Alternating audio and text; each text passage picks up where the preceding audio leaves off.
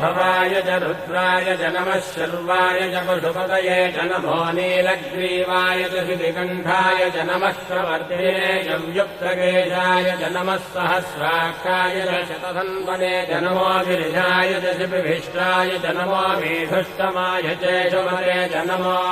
ह्रस्वाय च वामनाय च नमो बृहते च वर्षीयसे च नमो वृद्धाय च संवृद्धने च नमो अग्र्याय च प्रथमाय च नम आशवे च जिगाय च नमः शीघ्रियाय च शीघ्राय च नम ऊन्याय च वस्त्रन्याय च नमः स्रोतस्याय च द्वीत्याय च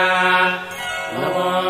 ज्येष्ठाय च कनिष्ठाय च नमः पूर्वजाय च परजाय च नमो मध्यमाय च वकल्भाय च नमो जघन्याय च बुद्धियाय च नमः श्रोभ्याय च प्रतिशल्याय च नमो याम्याय च क्षेम्याय च नमो उर्भज्याय च